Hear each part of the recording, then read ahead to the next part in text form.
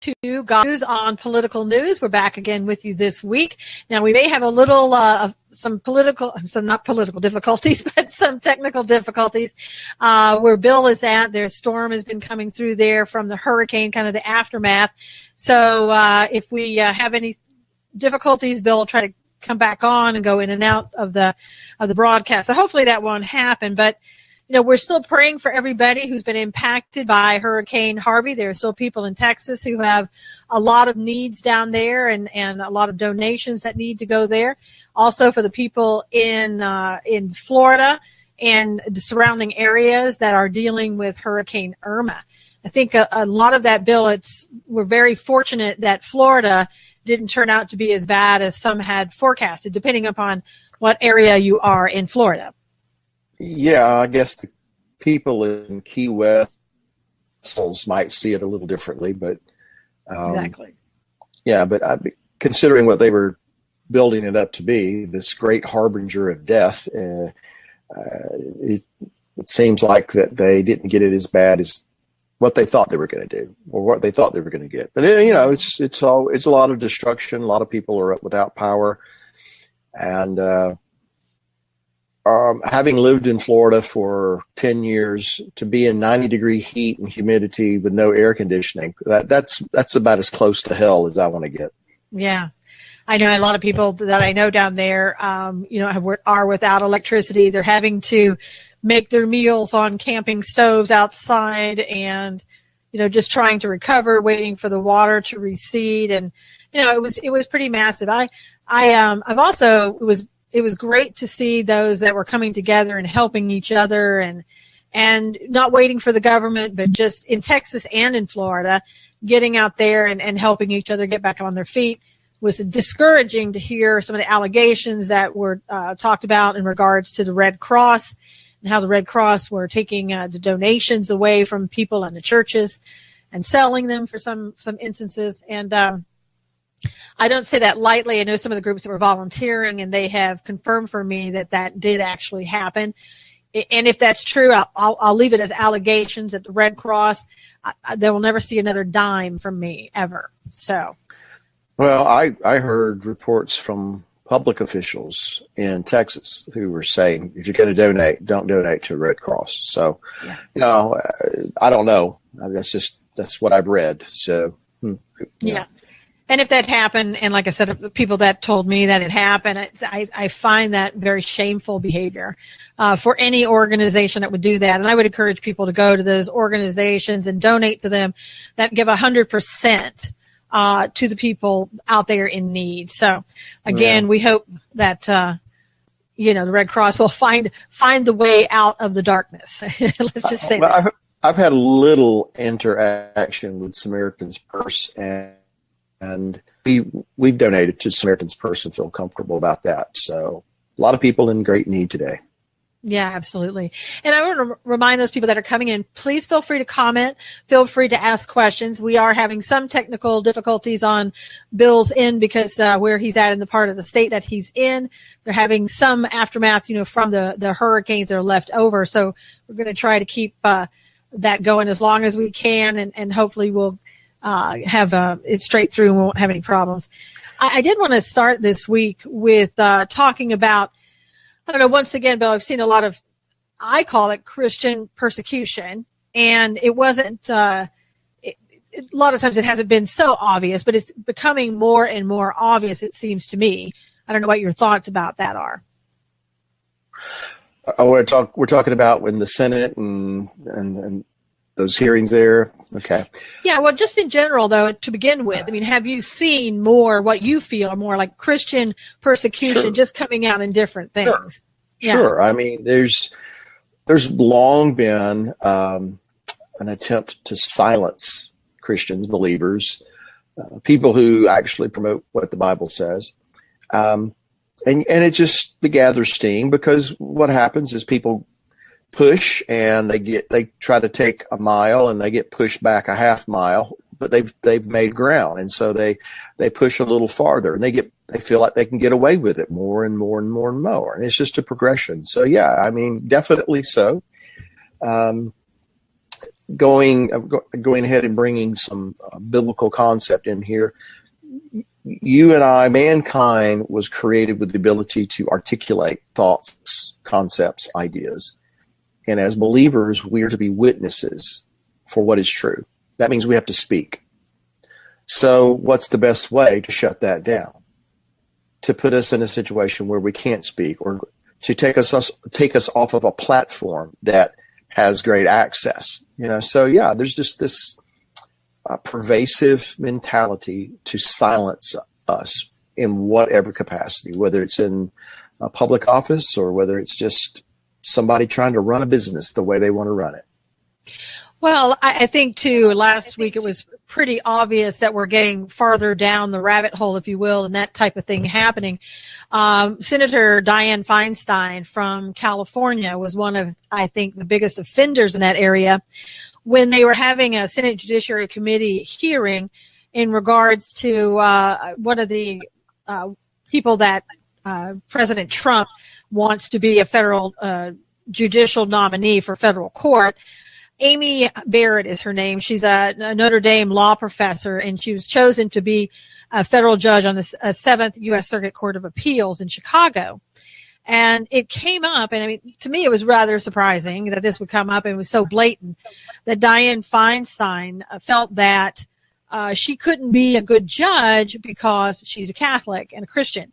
And some of the things that she said is when you read your speeches, the conclusion one draws is that the dogma lives loudly within you. That's what Dianne Feinstein, said to Amy Barrett. And she said that there are concerns when you come to big issues that large numbers of people have fought for years in this country. And she later said that she was talking about abortion. And she reminded her that dogma and law are two different things. And Feinstein said, I think whatever religion is, it has its own dogma. The law is totally different. Wow. Let me see. Where do I begin? First of all, isn't Dianne Feinstein like 1,000 years old right now? I mean, 1,000 or more. Okay. Shouldn't she be thinking about retirement, in the next, century or two? Ironically, she says that law and dogma are two separate issues. God is life, and he's about life. And so if she was, phrasing that within the context of abortion, quote unquote, rights, that's dogma. My right to an abortion, it's my body. That's dogma. That's the mindset of people. Law is God is all about life. He's not about death. That's law. So yeah. It's just mind blowing that she would say that. And at the same time, I'm not surprised. But she's right that dogma and law are two separate things. But the law here is that God is about life. He's always promoting life. And finally, it's fascinating that she would say this to someone because they're a Catholic, seeing that she is part of the party of John F. Kennedy. Because we go back 50 some odd years when Kennedy was running for president. What was the big issue? Well, he's a Catholic, Right. So it's just kind of interesting, but it is just mind-numbing to think that someone would basically say that our laws supersede God's laws. Are you going to be able to do that? Well, and also it's kind of absurd in the fact that our laws come from biblical principles. That's where they come from. And abortion has nothing to do with biblical principles at all. And as you're saying too, she's saying religion has its own dogma. Each religion has that. Well, religion is a way, it's disciplined, and depending on let's say the Christian faith, it's a disciplined religion. And I think a lot of times that those on the left look at it as a dogma that, if you're trying to tell people what they need to do, then that's somehow dogmatic and you shouldn't be allowed to do that. And again, we're moving farther and farther away from Christian principles based upon those beliefs from the liberal left. Well, there is religious dogma. No, I won't argue that point. And there are varying philosophies, even within Christianity, from denomination to denomination. There's a big difference between Catholicism and Protestants. Within Protestant, Right. There's huge differences within different denominations. I was raised in a Pentecostal church. My wife was raised Baptist. There's dogmatic distinctions there. But the promotion of life, that's not dogma. That's just a rule. That's just a law of the universe. That is something that is an expression of the Creator himself. So, Ms. Feinstein, boy, her liberal dogma has clouded her judgment. Yeah. But, also, Bill, the things that you talk about when you're saying you were Pentecostal, raised Pentecostal, your wife was raised Baptist, the dogma that comes out of that is man-made. Right. It's not biblical principle. And when I hear her talking about that, when I hear Nancy, not Nancy, but God, I get the two are so much alike. Nancy Pelosi, Dianne Feinstein. But when I hear all from California. I know. But when I hear her talking like that, I think she's talking to the heart of Christian principles. I mean, I do think some of it has with her bias of Catholicism, which again, as you said, she was with, the Kennedy, Catholic people. And also I think she went to a Catholic high school. She has roots somewhere in Catholicism. But it's really obvious to me that it's more about Christian principles and principles of the Bible that she is wanting to refer to as being dogmatic. Right. That's where you and I would disagree with that on her. No, I don't know that I'm disagreeing. We're not disagreeing at all. I'm saying there is with her, such a thing. Oh, with her. Yes, absolutely. She's calling what is universal law dogma. Right. And what she believes in, she's calling law. When that's just the dogma that comes out of her way of thinking, her mind, her religion. I'm not talking about her Judaism or her whatever she is. I'm talking about her liberal progressive religion. It's the dogma of that religion. And it's funny that people on the left that are, so far liberal left, they don't see that what their ideology is a dogma, is dogmatic. And it also is, like you said, it's their religion. They might call it religion, but it is their religion. And if you don't agree with their religion, they're very dogmatic. They tell you should believe in what they believe in, Absolutely. Or you're the one in the wrong. Absolutely. And the fact that she is, a longtime senator is and not just her, but others who think like her. And the ones that are from California up and coming, what's her name? Kamala Harris. Don't remind me. Yes. You just keep pushing them out the door out there. They just, there's just a long line of them keep coming from California. It's the water. Well, anyway, it's just sad that this is what the country is led by. Well, and talking about Kamala Harris, since you brought her up, just recently she was asked if a convicted felon should be able to be a congressperson, because we're talking about Menendez, and I think people are kind of anticipating that he may be a convicted felon here pretty soon. Not that he is right now, but she was asked about that in her opinion, and 10 times she refused to give her opinion as to whether or not a convicted felon should be able to serve in Congress. So, California, I know. Your Democratic presidential candidate 2020. Watch and see. It will absolutely. She's absolutely being groomed for that. Also, who spoke out the other day in regards to this judge, that is Judge Barrett, hopefully soon to be Judge Barrett, was Senator Dick Durbin of Illinois, who asked, Another state, not only California, but who asked her, are you an Orthodox Catholic? Now we moved beyond asking her about her religious beliefs to, are you Orthodox Catholic? Your thoughts on that? Well, it's same as when we were talking about Feinstein. I mean, Dick Durbin is of that. He's in that club, that progressive.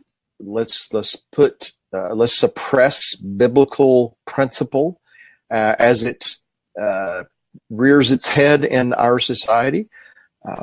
He's going to play that game. So, Dick Durbin's no friend to believers. I'll just leave it at that. Well, and it's pretty funny because a lot of times, after they're trying to make excuses now why they really asked her that. Because, the Constitution says that to hold any type of public office, your religious beliefs should not prevent you from holding a public office, and you shouldn't be asked about your religious beliefs. Now, I guess these particular Democrats didn't read that, don't really care about the Constitution, as many on the liberal left don't care about the Constitution anymore, and they felt that it was absolutely appropriate to ask her these questions. But what they've tried to say is, it really wasn't about religion. We were asking her that because in 1998, she wrote something that said, if you're a Catholic, let's say, it was a law review article. If you're Catholic and you don't believe in the death penalty, as a judge, what would you do if a death penalty case came before you? Now, as you might expect, as a judge, she didn't say, there should never be a death penalty case. It's against my religion and therefore I don't believe in it. But what she did say was, I would recuse myself. Sounds reasonable, right? Right. So they're trying to say that's why we asked her. It didn't have anything to do with religion whatsoever. Well, I've raised 4 kids, and kids push. They want to push the envelope. They want to see what they can get away with. If they ask dad something and dad says no, they'll go to mom to see what mom says without dad knowing about it. Right. Anybody with any common sense can see what this is really all about. And people are going to try to get away with as much as they can if anybody calls them on it. And by the way, why aren't Republicans, maybe somebody has and I've missed it, if no one calls them on it? Yeah, if we lost your audio a little bit there, but you're saying if nobody calls them on it, it just keeps going. And it's going to get worse. And I think it's something where we need to do something about it. I think maybe perhaps that we didn't do something about it as conservatives and Republicans because the hurricane hit and everything was focused on that. It seems like when Republicans finally have the backbone and they want to speak up, a hurricane comes along, Bill. I don't know what it is, but it happens. Or integration, Yeah, something happens that they don't get something like that. But I would have to. Well, I was going to say I would have to say that I think that they're misinformed about this, meaning the Democrats, because when Sonia Sotomayor and John Roberts, who are both Democrats and both Catholics, they seem like Democrats. John Roberts isn't supposed to be, but anyway, when they were being confirmed, they weren't asked those same questions. And again, look how long ago that was as compared to now and where we've gone along the line and how much farther we've slipped in that regard. I'm afraid it's just going to get regard and back over. We're not going to be able to put our confidence, politicians, leaders, we're not going to be able to put our full confidence in them because people are going to fail us. Governments are going to fail us. They're not going to do what they say they're going to do. There's only one that we can turn to. There's only one who really deserves all of our trust and confidence, and that's the Creator. In the meantime, we just deal with these situations that we're given. We try to speak up, stand up, press for what is right, and fight the good fight as long as we can. And hopefully this questioning or this line of questioning is not going to undermine the appointment of this person. we'll see what happens. Yeah, it seems like that it's not going to, but the damage is done just in asking the questions and being allowed to ask those questions. And get away with asking those questions. And get away with asking them. And as you said, did anybody speak out? The president of Notre Dame, where this woman is a professor, he did speak out.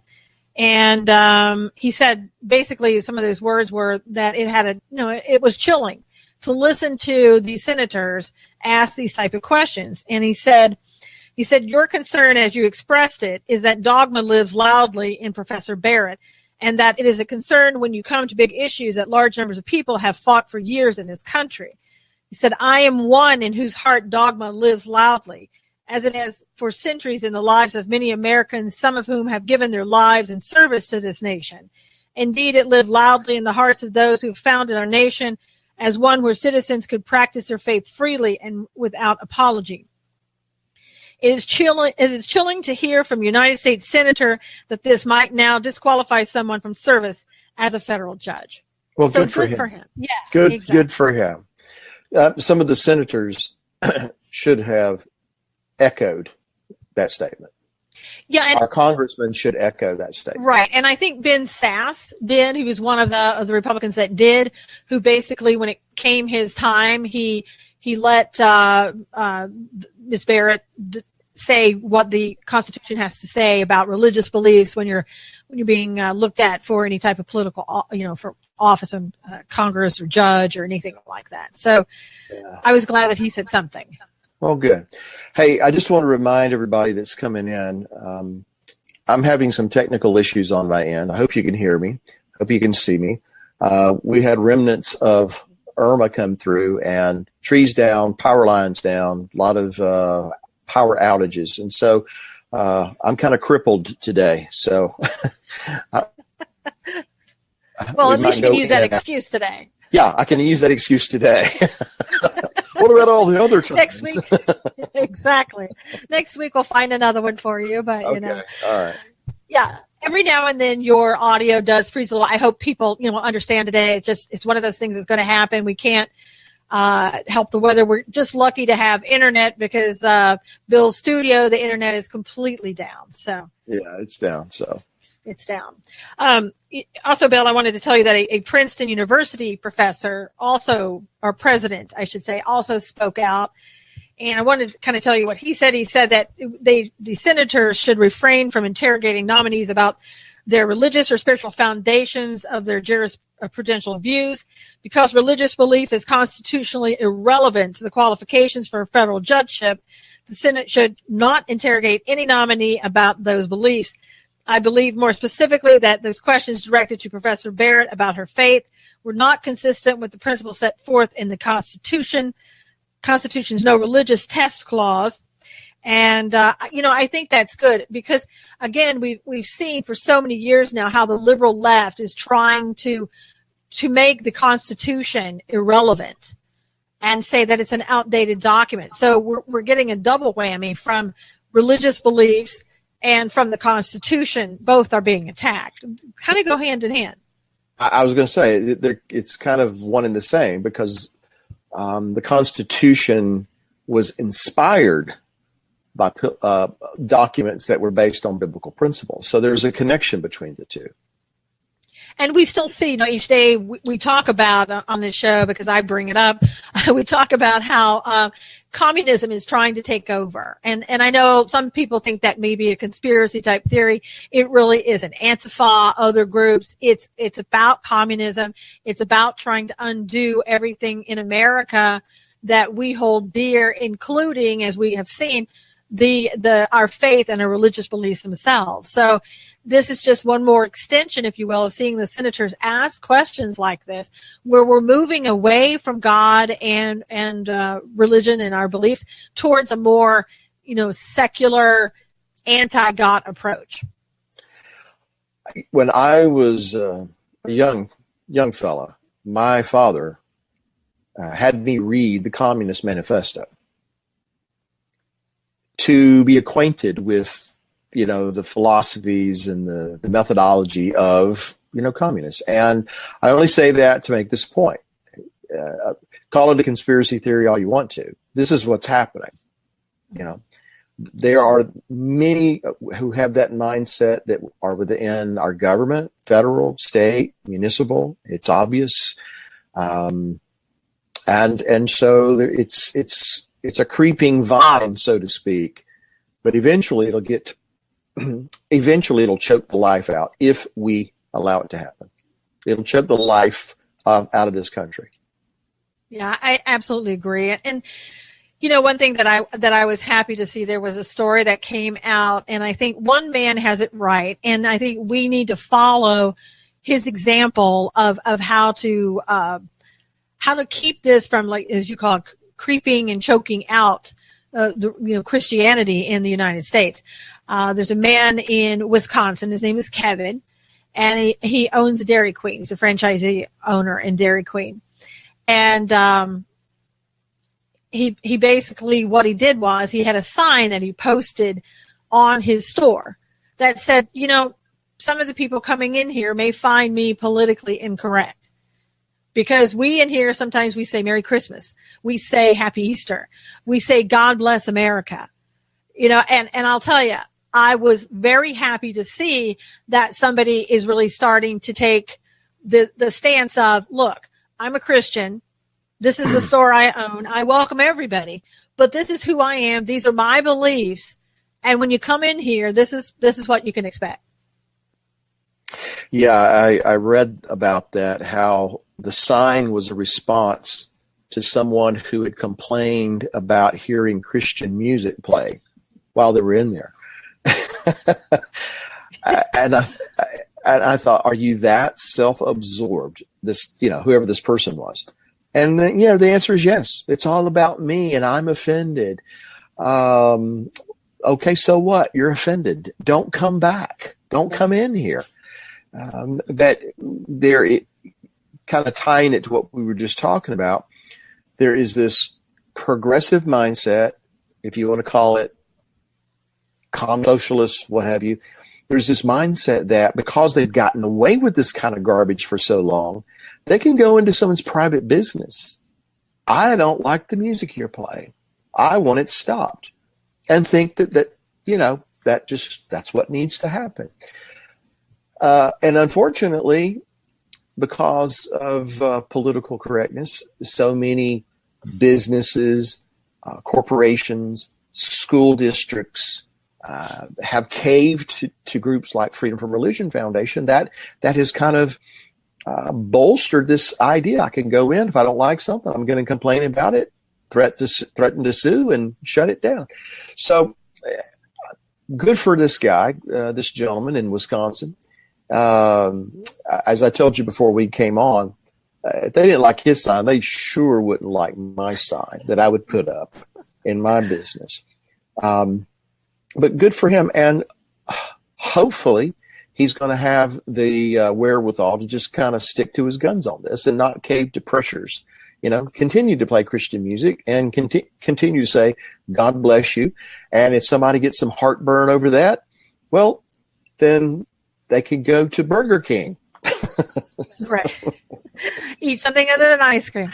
Well, and you know what, Bill, what I don't like is the fact that whenever anything about Christianity is involved now, it's automatically equated with political incorrectness. I mean, he has to say on a sign, this is, I may be politically incorrect. What he's saying is, I am a Christian and you may find this politically incorrect. Where did that come from? We need to stop that. We need to stop that, equating Christianity with political incorrectness. And even as Christian, we need to quit saying that, I think, because it just fosters that false claim that somehow being a Christian, there's something wrong with being a Christian.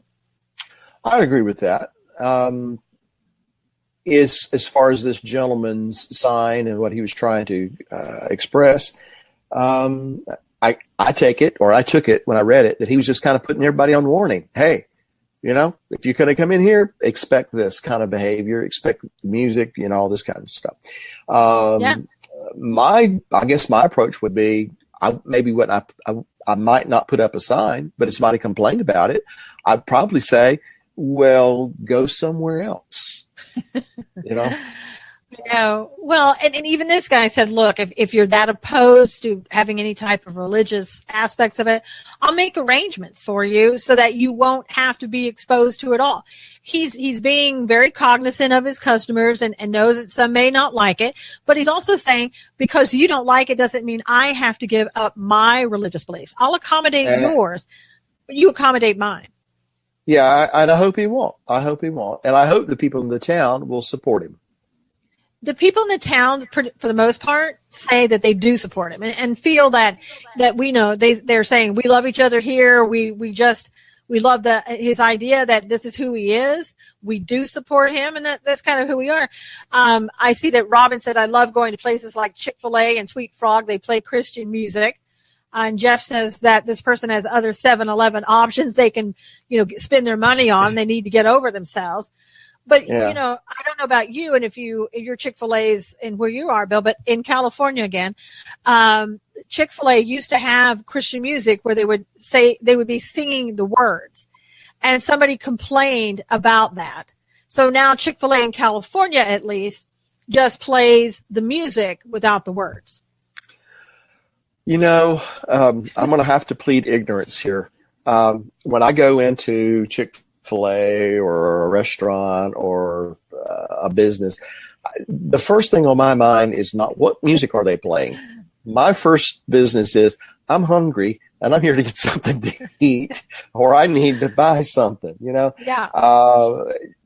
But I understand that Chick-fil-A is a Christian-owned business, very adamantly so.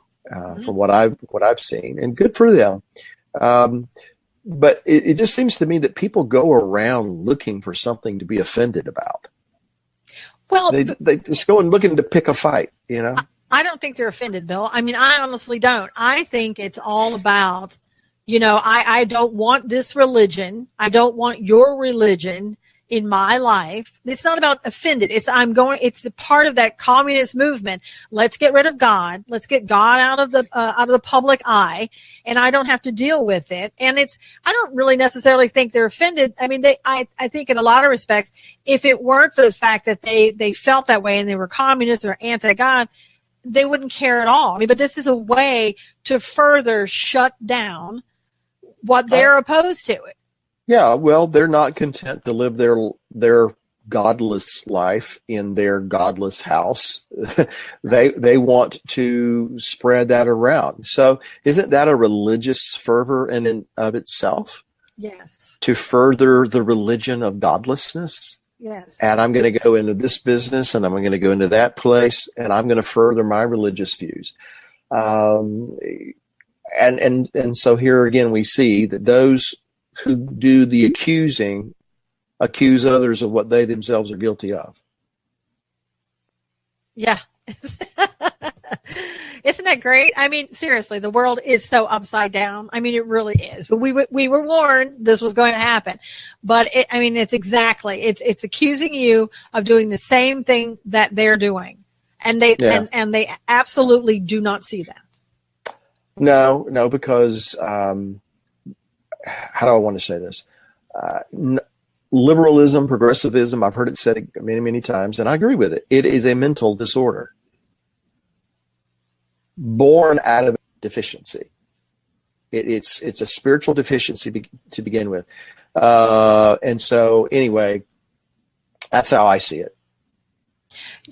Joseph has another question for you. He says, hey, Bill, how is Chick-fil-A's food? I was thinking of going there for the first time. You know what? It's okay. I'm not okay. This is definitely nothing to do with what we're talking about. Okay. When I eat chicken, I like legs and thighs. I don't like chicken breast. It's too dry. So I'm not a Chick-fil-A patron, not because of any mindset or philosophy or anything. It's just that when I want chicken, I want a chicken leg. I don't want a chicken breast. So I can't answer the question. So you're saying that you discriminate against Chick-fil-A based upon the fact that they only serve chicken breast, white meat, and they don't serve legs. Yeah, I built it. Yeah, so it's a food preference. Oh my gosh. And here's the thing. Here's how I deal with it. I don't go in there and demand that Chick-fil-A start using dark meat in their Chick-fil-A sandwich. Exactly. You know what I do? I get some chicken from the grocery store and I throw it on my grill. Yeah, I know. I mean, it's that. That's It's probably just that way easy. too much information, but anyway. But it's just that easy. And as for me and Chick-fil-A, I love Chick-fil-A. I love only white meat. Don't love the dark meat. Want the chicken breast. Don't want the legs of the thighs. So I'm just the opposite of that. And I really like it. And you can also get, you don't have to have it deep fried. You can have it grilled or, whatever. So great selection, great people, love the atmosphere. Jeffrey says, as if not hearing about faith and belief changes anything, what I mean is if they don't hear it, it must not exist. Hence, conviction can't happen. Hence, they are fearful of conviction of their own false beliefs. I'm not sure I followed all that, but I don't know if you did or not. Keep talking about the people. And we lost your audio. Can you say that again? I'm sorry. Can you hear me now? Yes. I think he was commenting in respect to people going into, say, Chick-fil-A and complaining about hearing Christian music. I think that's what he said. All right. Okay. All right, because you and I got way off on talking about, dark meat or you white meat, I know, and now I'm hungry thanks to you. Maybe we should contact Chick-fil-A and say, hey, we just gave you like 5 minutes of free advertising, so... No, they owe us something. Yeah. And whatever Bill doesn't want to eat, I will, because he doesn't even like your food. But no. I'll eat the French fries. Okay, all right. That you're safe then on that. I think again, getting back to it, I just think it's really bad when whether it's in school or whether it's in a restaurant, that when we support God and country, somehow these days that is. That's politically incorrect, that somehow that is offensive to other people, that we even have to go to the point where we say, hey, look, this is what I believe. And if you don't like it, don't come here. Not in that respect. Didn't say it that bad, but I mean, just put it in a nice way. I don't think you should have to talk about your religious beliefs in anything. I don't think that you should have to explain to somebody, well, maybe you should or shouldn't come here because of the fact that, I have a different belief than you. I just think it's gotten way out of hand. I'm the kind of person that I don't go out trying to offend people. I'm not going to try to purposely offend someone. But if they get offended, I'm not really worried about it. Yeah. If they're being offended by who and what I am as it relates to standing up for what's right and what's biblical and what's true, if they get offended at that, I'm not really worried about it. I'm not concerned. They're just going to have to be offended. Let me relate this to you. There is a passage in the Gospel of John. Are you still hearing me okay? Yes. Okay. There's a passage in the Gospel of John. And basically, the Messiah says, unless you eat of my body and drink of my blood, you'll have no part of me. And it's sad that lots of people who had been following him for a long time, all of a sudden are offended at what he said. They said, this is hard. Who can bear this? And they left. They didn't follow him anymore. All right, so they got offended. They left. All right, here's what he did not say in response to their being offended. He didn't say, oh, let me clarify what I meant by that. Come back and let me tell you what I really meant by that, because you just misunderstood me. No, he didn't say a word. He let them walk away. He turned to the 12 and he said, are you going to leave too? My point, if we're standing up for what's right and what's true, it will be offensive. We need to quit worrying about whether the truth offends. Let me go ahead and let you in on it. It does. Yeah. What is righteous, it offends the world. It offends the flesh. It offends the carnal nature. They're going to be offended by it. You might as well get over it.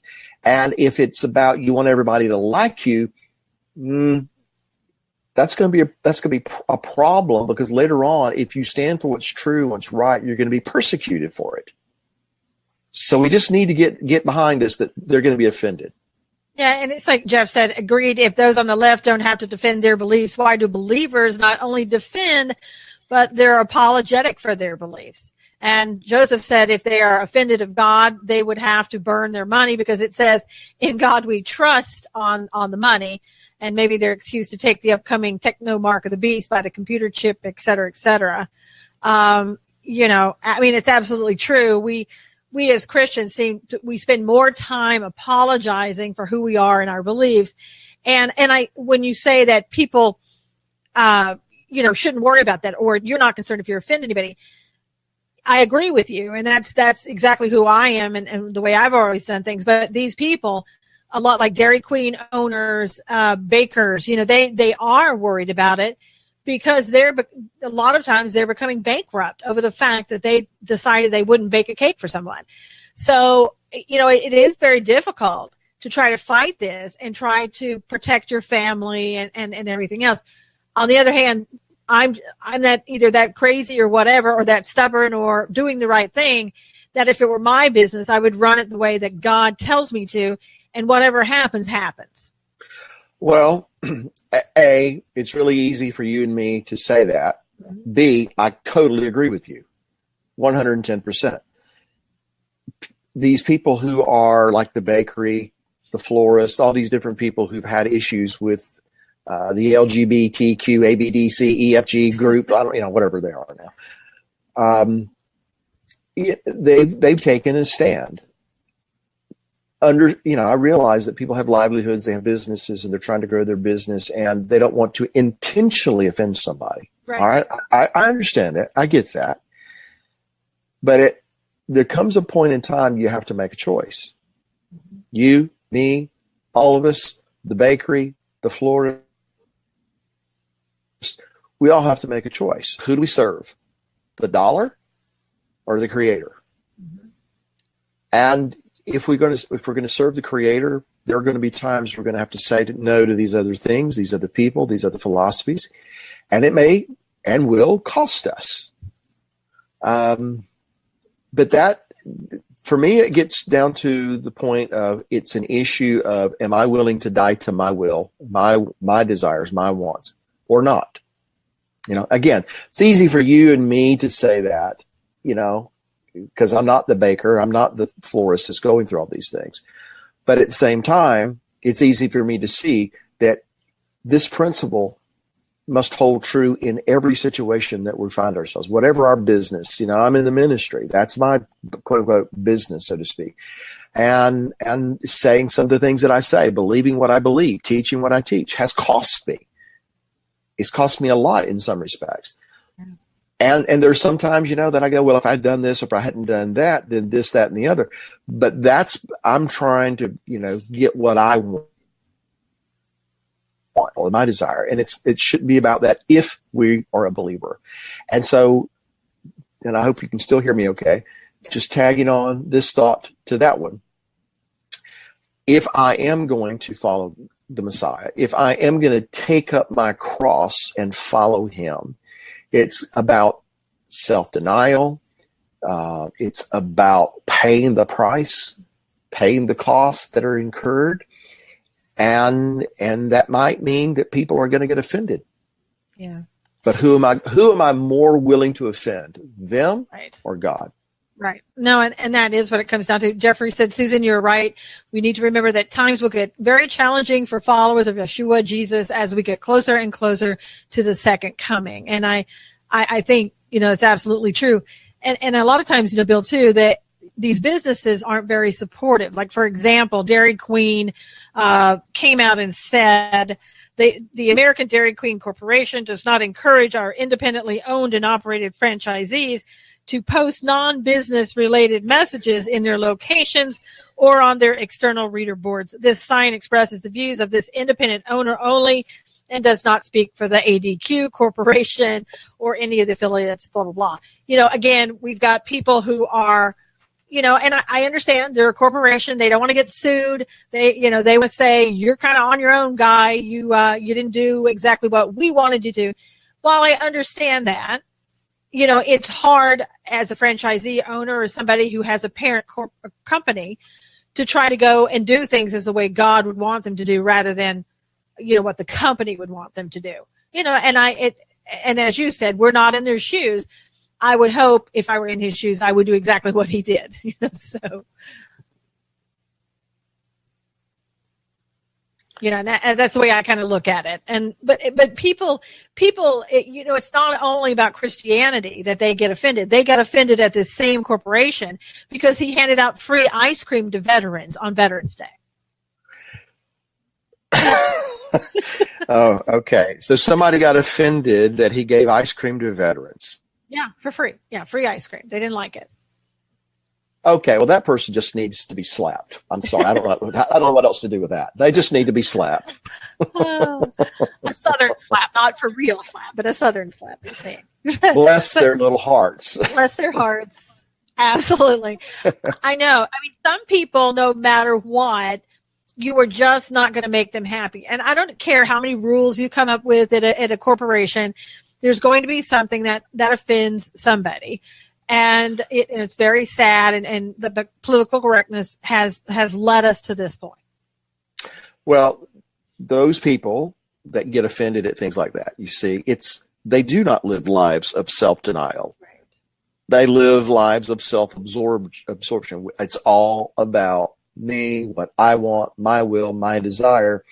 And that is just a hop, skip, and a jump from Antichrist, as far as the mentality. It really is. Because Messiah is all about oneself. So the Antichrist is going to be about self. It's going to be the exact opposite. It's going to be about me, what I want, what I desire. So that's what we're up against. I was glad to see there's another case, a baker in Colorado, where this couple came in and asked them to bake a cake, and they decided he didn't want to bake a cake because of his religious beliefs. And as you recall, under former President Obama, there was a case with Baker, and they basically lost everything. And now with Donald Trump's administration, he is defending these people, saying these are your religious beliefs. You have a right to have your religious beliefs, as long as you're not discriminating against somebody. Because I guess in Colorado, there was a Colorado civil rights law that prohibits discrimination on sexual orientation. And what the Trump administration essentially is saying, they weren't discriminated against because they were gay. They were told, I can't bake a cake for you because it would intertwine me into something that is not based upon biblical principles. It's a different way of looking at it, and it's a correct way, I think. How many times can you hear me? Yes. Is everything coming through right now? Yes. Okay. Again, I apologize, everybody.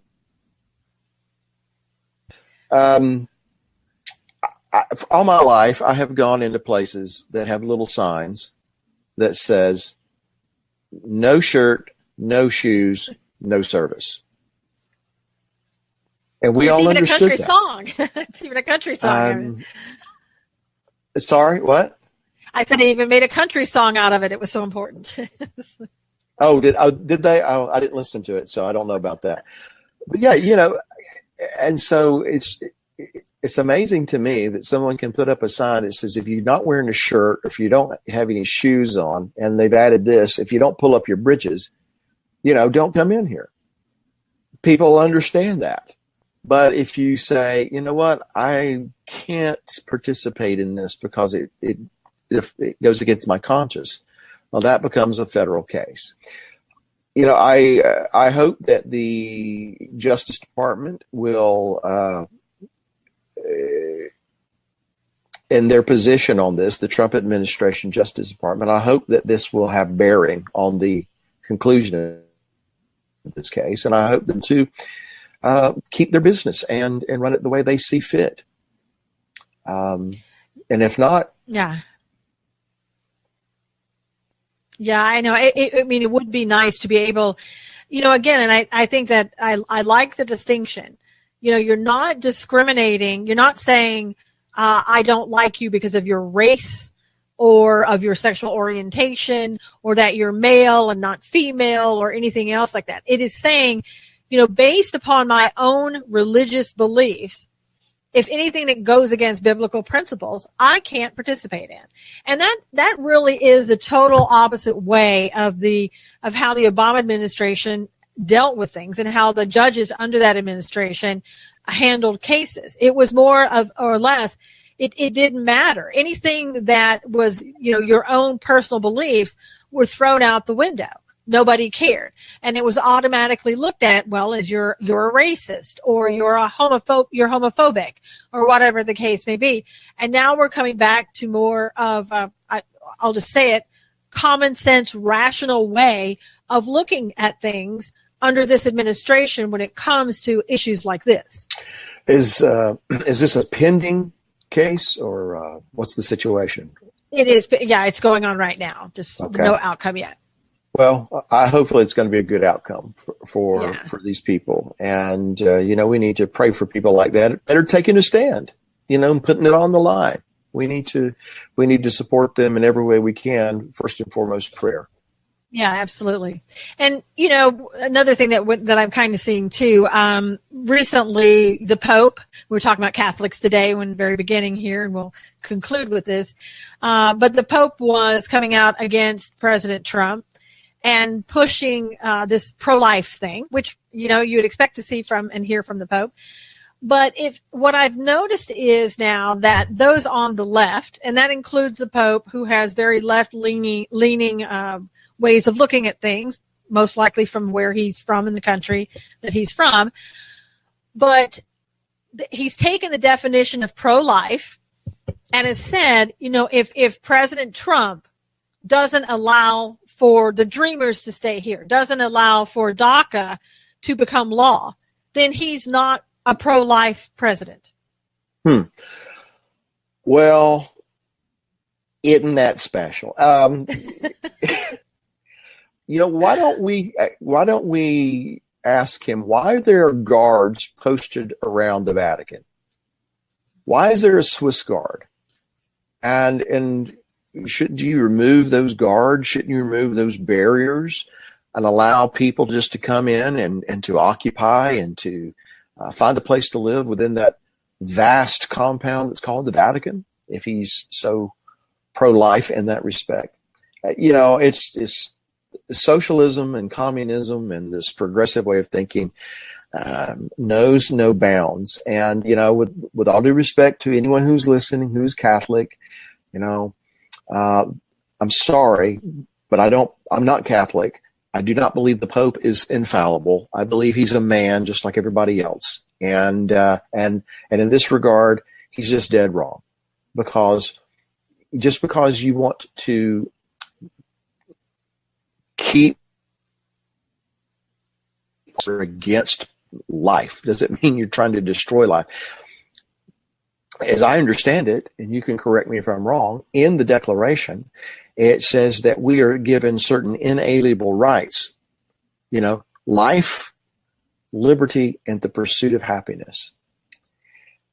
In follow-up to that declaration was a constitution that said these are the laws, and government exists primarily to promote the fact that people have rights to life, liberty, and the pursuit of happiness. And these laws are to enhance life, not to demean it, not to oppress it, but to enhance our lives as citizens. So, with all due respect to the Pope as a spiritual leader, he's dead wrong on that statement, as far as I'm concerned. Well, and a lot of people are being very critical of what he said, because they believe that part of the Catholic Charities is there's only 9 organizations in the United States that are allowed to bring in refugees and actually benefit from them, I should say, by the financial gain they get. Catholic Charities and as well as other charities, the other 8 are allowed to get about $2,000 per person of those that are illegally here. And they get other benefits, when they're helping people that are here illegally. And and Steve Bannon came out recently and said one of the things that the Catholic Church needs it to keep the Catholic Church going, to keep bodies, coming into the church and paying money into the collection plate and things of that nature. I find it very interesting that when the Pope met with Obama, he didn't talk to Obama about Obama's quote unquote pro-life stance, which was basically that he believed in partial birth abortion. And I didn't see the Pope at that time saying to him, you got to change your ways. This is absolutely wrong. You can't go around killing babies like that. I mean, am I wrong about that? I don't recall, so I won't be dogmatic, but it certainly doesn't stick out in my mind that he was calling Obama on the carpet. Maybe he did, but I just don't know. Yeah, he didn't. Okay. What he did was he talked about religious beliefs, wanting everybody to have, be able to have their religious beliefs with Obama. But he agreed with Obama on so much because they both believe very, very strongly in climate change, and they both believe in illegal immigration. So there wasn't, I think, too much that the Pope found wrong with President Obama. Well, I mean, it seems to me that the Pope is philosophically very much in line with what the Obama administration was about, which puts me at odds with the Pope, on several fronts. Well, yeah. I mean, and with Donald Trump too, he is not, he's not pro climate change. I mean, and Donald Trump has come out and said that, he is pro life. But I think, again, in my opinion, that it's the Pope pushing his own agenda for illegal immigration, to fulfill a financial interest on the part of the Catholic charities and to have people in the church. Well, speaking as an American, Mr. Pope, why don't you just stick to running the Vatican and let us handle this over here? Well, and also you make a good point, because a lot of people think that he has gotten way too far into politics, which is I don't know, should raise a lot of eyebrows. Well, the papacy has been involved with politics for a long, long time. Yeah. The papacy, as far as Bill is concerned, is a political position, more or less, or an institution. And so, I'm not surprised that he's going to say something political. But it's just that, that's really a dumb thing to say. It just continues to expose your political leanings. And as an American, once again, it's none of your business. Yeah. No, I believe that too. And Joseph says, I remember a pastor that said, well, which I know is now correct, true love has strong borders. God is the one who established borders, whether it's natural, physical borders, spiritual borders. That's what God's instructions are all about, borders. If you get outside of the border, you're going to run into problems. And there was something that you said a while ago that prompted this thought. I have borders that I set up in my life. And when you make a choice, you want to be a homosexual and you want to get married to another fella, and you come into my business, because you've made choices, that forces me to make choices. Mm-hmm. And I'm going to keep those borders. I'm going to keep those boundaries up. And you're offended, but I'm not going to erase the border just because it offends you. So, right. And when it comes to DACA and that concept relating it to what the Pope said and all, I see it that the present administration, at least verbally, is saying we believe in secure borders. We're going to take measures to enforce that and the rule of law. And we're not against people who want to come here the right way, but right. You're not going to cut in line because we're going to enforce the borders. I hope that stays true. I hope they follow through with all that. Yeah, so do I. And I want to say we're running out of time. I want to thank everybody for being here today. We're sorry again about the technical problems, but that's the hurricane situation. And hopefully next week we will have all those problems resolved. So thank you again for being here. God bless you. We'll see you again next week. Take care. Okay.